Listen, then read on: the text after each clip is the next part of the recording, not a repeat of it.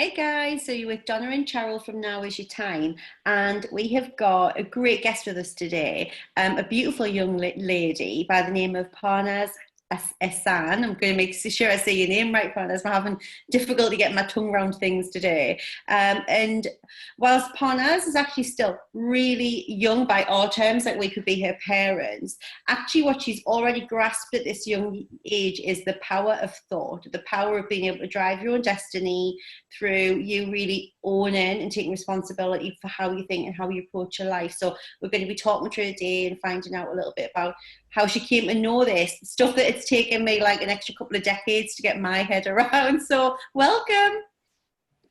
Hi, how are you both doing? We are good, thank you. You're looking gorgeous. So tell everyone where you're dialing in from today. I'm doing really well. I'm so excited to be here and to be able to share my story with everyone. Yeah, and where are you? Is it Canada you said? Yeah, you're in?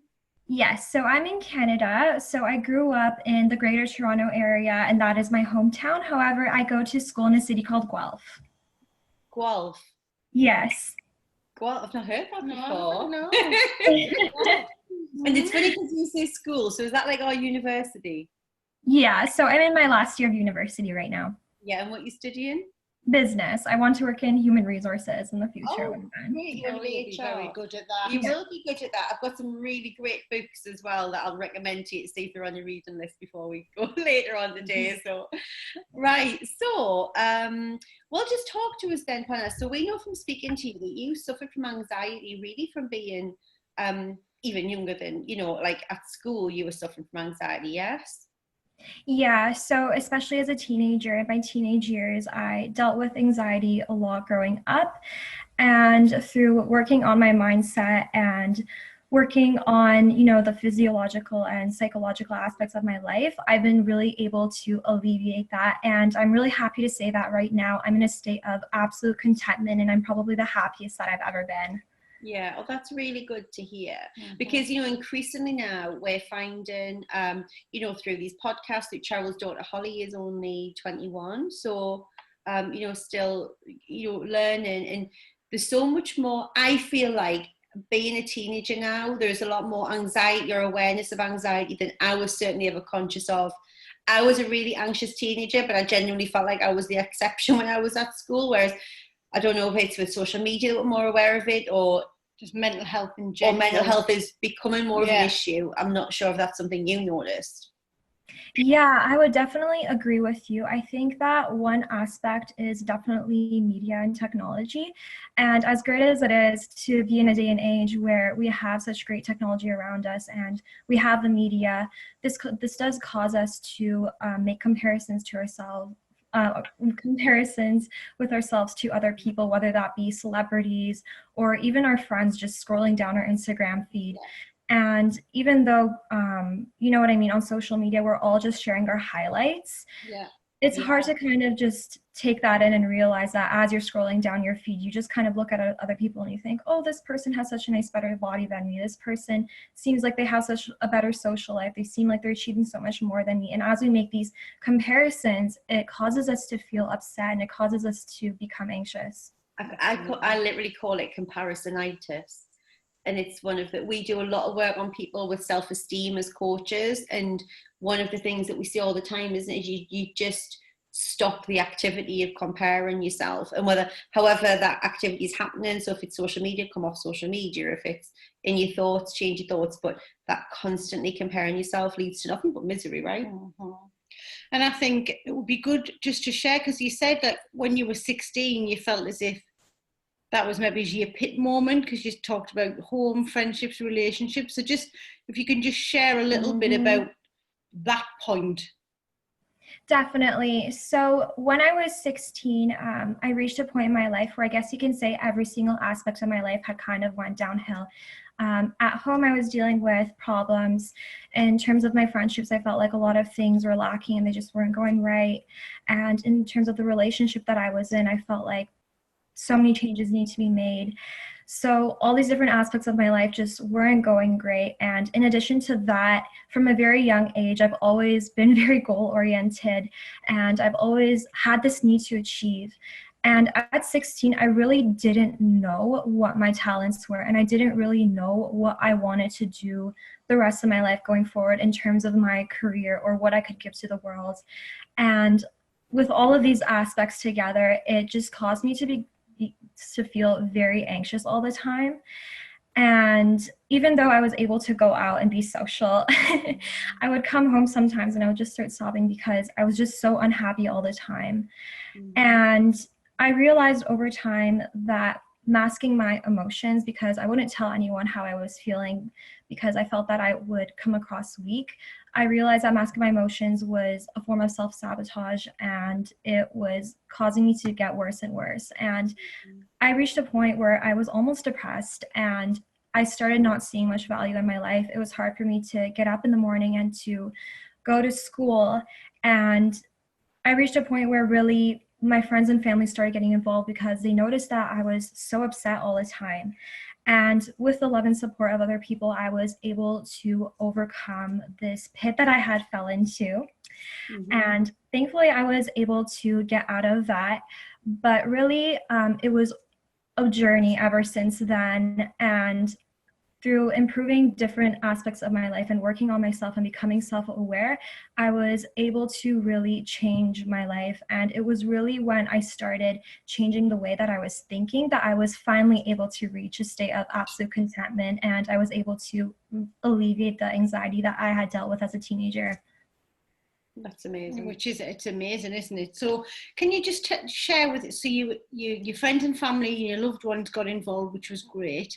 And you kind of built up to changing your thoughts. What else did you do? Just for anyone else who's listening who was suffering from anxiety, feel like they're in the grips of depression, what did you do that kind of helped to alleviate it and take you on your journey?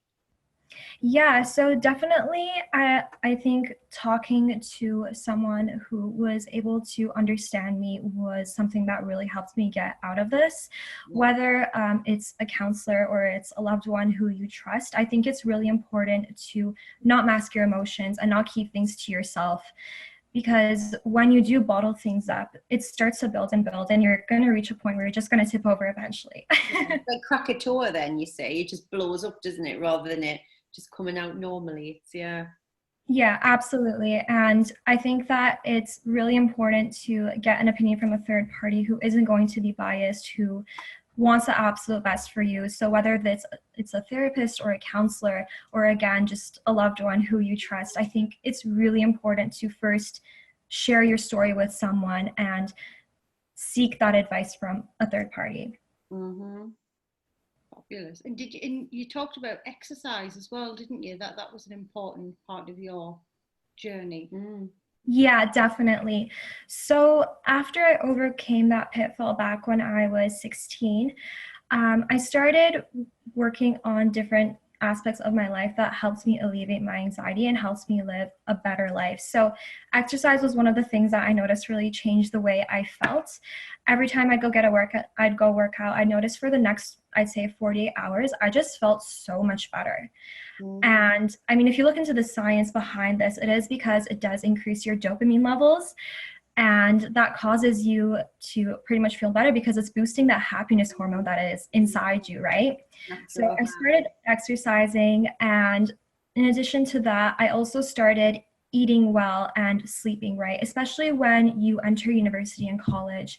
You're around, you know what I mean, around a lot of different people who talk about pulling all-nighters, who talk about, just having an energy drink and just it's like a badge of honor, isn't it? It's like you haven't really lived unless you've stayed up all night swatting or doing something last minute, or it's like something to be proud of, I guess, is how it's perceived. Yeah, certainly. And it's almost normalized in college and university, especially I'd say in your first year. But I realized that no, sleeping well and eating well and exercising are what's important, actually taking care of yourself. So I incorporated self-care, and I would say that was what really caused me to significantly bring down my anxiety levels. I also started managing my time. I stopped procrastinating. I started creating a schedule, and I started following through with that. So those aspects, I guess, they're more physiological, I guess you could say, in addition to time management, those aspects really, really do help alleviate your anxiety levels. And can you talk about the procrastinating thing a little bit? Because we speak at women's events, and we coach people in one-to-one in groups, and we talk about this a lot. So I always have this analogy about procrastinating. It's like if you get this great dinner and you leave the favorite thing that you have your favorite thing first, and then you leave the thing that you least like right till the end, and that's the taste that you have after your meal. And we're like, that's what we do with our days. The thing that we really don't want to do, if it's disciplining someone, if you're in a people role, or I don't know, paperwork, whatever it is for you, you don't like, you leave it at the end of the day, and then all day you have to, oh God, I've got to still do it. Like you talk us through that, because you actually said it gave you anxiety, procrastinating.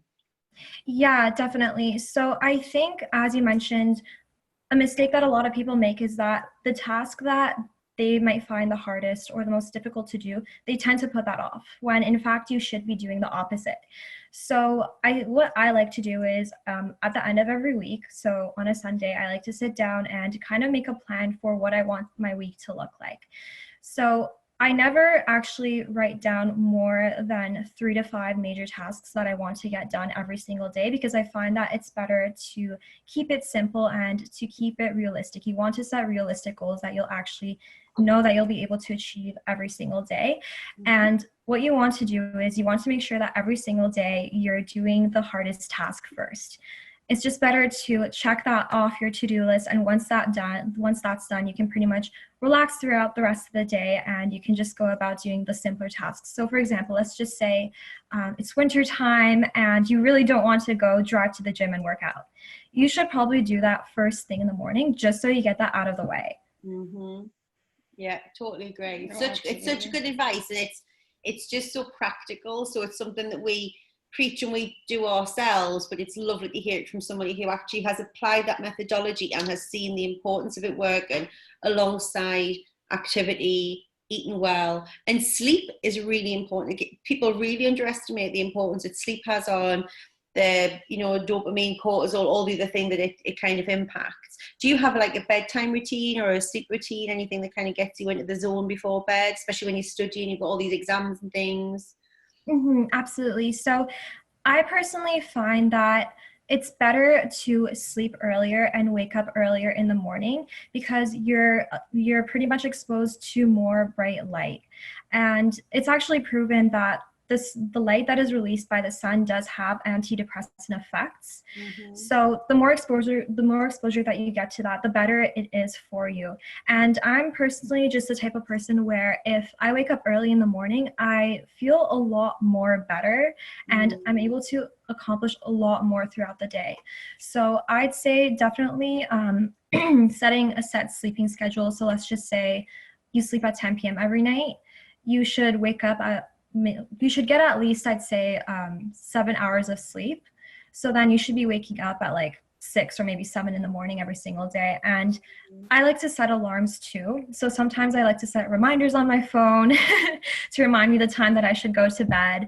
And I also set an alarm in the morning too, just so that I make sure I'm not sleeping in and that I'm waking up at a reasonable time, just to make sure that I wake up in the morning and I start my day super productive. Yeah, I'm not a morning person, but I do find it better when I get up, and whether I'm doing training or this morning it was like yoga, meditation stuff, and then before the house gets up, because once the house gets up, then all bets are off, quite frankly, once you've got kids and things. So Perhaps, well, thanks for sharing that. So hopefully the people who are listening have taken some tips from that. So you kind of cracked your exercise, your eating, your sleeping and your schedule, and then you moved on to your thoughts. So just tell everyone what you did to change your thought process, which has then led to you feeling more content. Absolutely. So throughout, I'd say my first few years of university, it was, again, more the physiological aspects of my life, eating well, exercising, sleeping well, and also managing my time, that really helped significantly reduce my anxiety levels. However, I started doing some self-reflecting about 1.5 years ago. And I was just thinking to myself, okay, so I'm receiving all this praise from friends and family members, and I've accomplished such seemingly great things so far. Why is it that I'm still in this state of lack? I still felt like I was in a state where I wasn't good enough, and I felt like there was so much missing from my life. And I kept looking at the things and the external aspects of my life. I kept looking around and thinking, okay, what is it that is causing me to feel this way? And I reached this realization where I realized it was not the external circumstances in my life that were causing me to feel that way, but rather it was myself. I had this maybe it's me moment. And then ever since then, I started getting into working on the way that I think. So a year and a half ago, it just started with reading articles on how to be positive and how to, like improve your mindset. And that led to me reading books like Dale Carnegie's How to Stop Worrying and Start Living, which is great for anxiety, by the way. And also The Gratitude Keeper and The Secret, which introduced me to the law of attraction, which also really shifted the way that I think. Mm-hmm. So ever since I started really applying the things that I was learning, whether it was through reading books or something that I learned through listening to a podcast, I started seeing my life shift. And obviously this wasn't overnight, and I'm talking in the course of a year and a half. Mm-hmm. But ever since I changed the way that I was thinking and I started focusing on all the good and everything that I do have, I started feeling and seeing abundance. And I was able to truly reach a point where I was absolutely content with my life.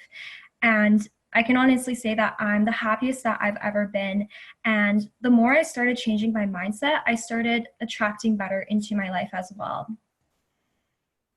I love that. And I think this is what a lot of people are waiting for, things to get better, rather than actually understanding if you change yourself, your mindset, change your experience of your experience, then greater things, better things, higher vibrational things will come to you, rather than it happening as a fluke. And the great thing is, I think, when you're open to that and you understand that way of thinking and the law of attraction methodology, you are more grateful when those things appear, because you see them, because you're kind of hoping for them and asking for them, rather than thinking, well, that's the exception to the rule, only bad stuff happens to me. Yeah, absolutely. The Gratitude Keeper, I've not heard of that book actually. That's a new one on me as well, so add that to the list. Yeah. So in terms of where you are now, then you're the happiest you've ever been. So if there was one paid forward life lesson that you would want to tell either somebody that's listening or somebody that's listening that might be bringing up kids or grandkids, like what is the paid forward life lesson for you?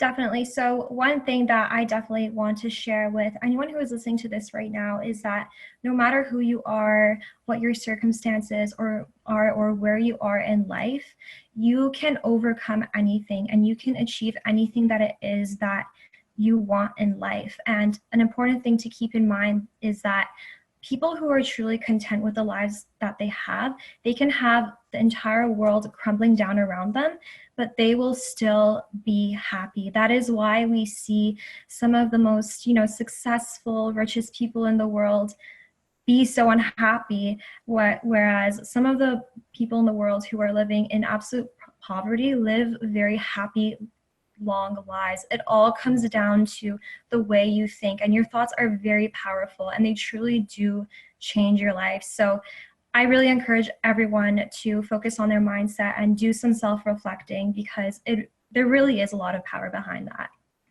Love that. What a great note to end on. Thank you so much for Parnaz for sharing that with us today. Thank you. Thank you so much. Bye. Bye.